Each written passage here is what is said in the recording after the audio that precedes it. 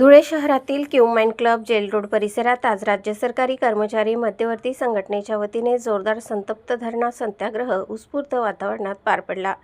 केंद्र व राज्य शासनाच्या कर्मचारी व कामगार विरोधी धोरणांचा निषेध व्यक्त करत प्रलंबित न्याय मागण्यांकडे शासनाचे लक्ष वेधण्यासाठी हे आंदोलन आयोजित करण्यात आले होते। सकाळी 11 वाजता सुरू झालेल्या या धरणे सत्याग्रहात विविध विभागातील कर्मचारी, शिक्षक, शिक्षकेतर कर्मचारी तसेच निवृत्त अधिकारी कर्मचारी मोठ्या संख्येने सहभागी झाले होते।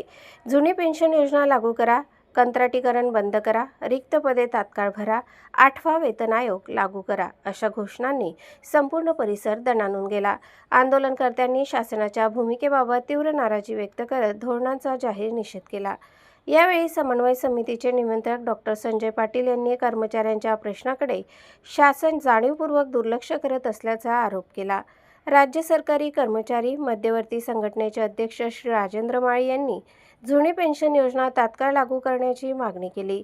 सरचिटणीस श्री दीपक पाटील यांनी कंत्राटी व तात्पुरत्या कर्मचाऱ्यांची सेवा नियमित करण्याची गरज अधोरेखित केली।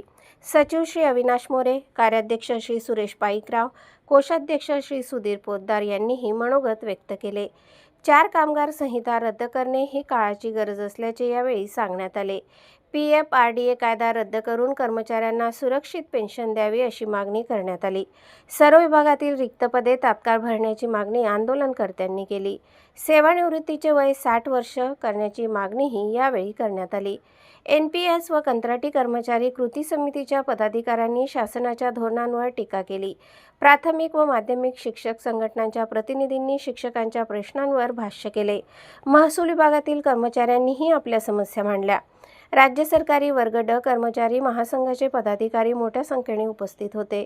महिला कर्मचारी संघटनेच्या पदाधिकाऱ्यांचीही आंदोलनात लक्षणीय उपस्थिती होती।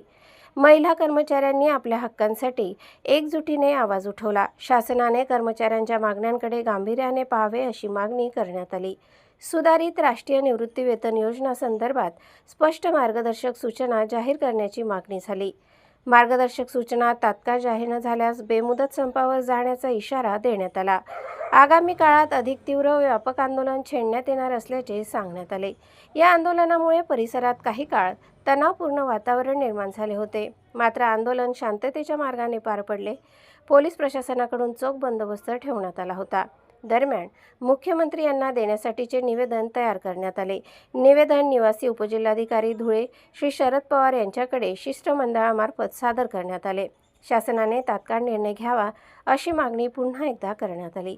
या धरणा सत्याग्रहाने जिल्ह्यातील कर्मचारी आंदोलनाला नवे बळ मिळाल्याचे चित्र दिसून आले। आज वीज महामंडळामध्ये मोठ्या प्रमाणावर खाजगीकरण सुरू आहे। ST महामंडळामध्ये मोठ्या प्रमाणावर खाजगीकरण सुरू आहे आणि अशा माध्यमातून जे सार्वजनिक उपक्रम आहे त्या उपक्रमाचं आज जे भांडवलदार आहेत त्या भांडवलदारांच्या घशामध्ये घालण्याचं काम या सरकारने सुरू केलेलं आहे। काही साखर कारखाने मोठेच काम करायचे आणि तेच साखर कारखाने भंगारच्या भावामध्ये यांनी घ्यायचे आणि तेच साखर कारखाने पुन्हा त्यांनी आपलं सुरू करावे। अशा माध्यमातून आज हे जे धनाढ्य आहेत ते धनाढ्य होत आहेत आणि गरीबातला गरीब होत आहे। आज शेतकऱ्याच्या मालाला हमी भाव नाही। आज शेतकरी इकडे त्याचं कंबरला मोडला गेलेला आहे। आज कापूस बाहेरून आयात केलं जातो आहे, आज सोयाबीन बाहेरून आयात केलं जात आहे आणि जे या भारतामध्ये जे पिकत आहे त्याला बाकीमोल किमतीमध्ये आज द्यावं लागत आहे। आणि म्हणून हे जे सरकारचं धोरण आहे या धोरणाच्या विरुद्ध त्या धोरणावर जे कामगार कायदे 29 कामगार कायदे कामगारांनी रक्तपात करून आपल्या प्राणाची आहुती देऊन जे कामगार कायदे मिळवले ते कामगार कायदे मोडीत काढून या सरकारने 4 कामगार कायदे पारित केले। त्या 4 कामगार कायद्यामध्ये आज कंपनीला बंद करण्याचा अधिकार मालकाला दिला। त्या कामगाराला कामावर ठेवायचं की नाही त्याचा अधिकार त्या मालकाला दिला। त्या फॅक्टरीमध्ये युनियन स्थापन करायची की नाही तो अधिकार मालकाला दिला आणि अशा माध्यमातून हे मालक धारतीने सरकार या सरकारच्या विरुद्ध आज आम्ही मोर्चा काढलेला आहे। आणि त्याचबरोबर जे 187 उद्योगांमधील जे कामगार आहेत त्यांना न्यूनतम पेन्शन अल्प पेन्शन म्हणून ही आज 3000च्या पेन्शन देऊन त्यांची बोवर केले जात आहे।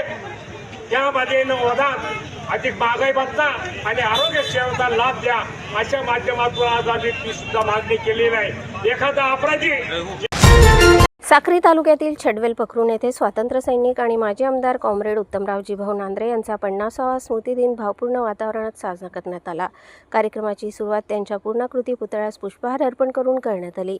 उपस्थित मान्यवर आणि ग्रामस्थांनी त्यांच्या कार्याची आठवण करून देत त्यांना अभिवादन केले. यावेळी समाजोपयोगी उपक्रम म्हणून गावातील वयोवृद्ध तसेच स्नायू दुखणे, सांधेदुखी आणि पाठदुखीने त्रस्त असलेल्या नागरिकांना 50 इलेक्ट्रिक गरम पाण्याच्या पिशव्यांचे वितरण करण्यात आले. या उपक्रमामुळे ग्रामस्थांनी समाधान व्यक्त करत आयोजकांचे आभार मानले. कार्यक्रमात अनेक वक्त्यांनी कॉम्रेड नांद्रे यांच्या सामाजिक, राजकीय आणि स्वातंत्र्य लढ्यातील योगदानाचा गौरवपूर्ण उल्लेख केला.